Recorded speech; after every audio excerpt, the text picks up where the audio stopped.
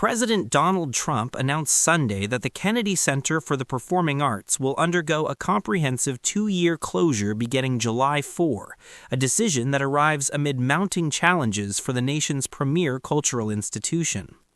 The closure, which requires approval from the center's Board of Trustees, represents Trump's latest effort to reshape the Washington landmark during his second term. In a social media statement, Trump framed the extended shutdown as necessary to transform what he described as a deteriorating facility into a world-class venue.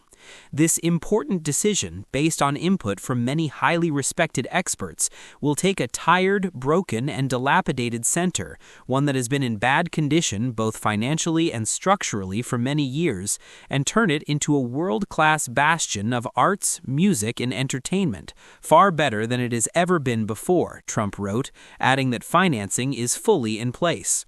The president, who was elected chair of the center's board last year, did not provide specifics about the project's cost or funding sources. The announcement caught Kennedy Center staff by surprise, with employees learning about the closure through Trump's social media post rather than internal communications. The renovation announcement comes as the Kennedy Center grapples with a wave of artist cancellations that began after the board added Trump's name to the building in December. The rebranding triggered an exodus of prominent performers and producers, creating what sources described as an increasingly untenable situation for the institution. Kevin Couch, who was briefly appointed as the center's vice president of programming, departed just days after his announcement, reportedly frustrated by difficulties attracting high-profile artists. Award-winning composer Philip Glass withdrew his symphony based on Abraham Lincoln, which was scheduled for a June world premiere, while the Washington National Opera severed ties with the venue. The artist's boycott extends beyond recent months. Even before December's rebranding, Trump's aggressive reshaping of the institution prompted performers to withdraw. Following his election as board chair in February, prominent figures including actress Issa Rae, opera singer Renee Fleming, producer Shonda Rhimes, and musician Ben Folds resigned from leadership roles or canceled events. Jeffrey Seller, producer of the Broadway hit Hamilton, also pulled the show's planned run at the venue. Members of the Kennedy family have voiced strong opposition to Trump's handling of the institution. Joe Kennedy III, former Democratic congressman and grandson of Robert F. Kennedy, responded on social media, "President Kennedy would remind us that it is not buildings that define the greatness of a nation.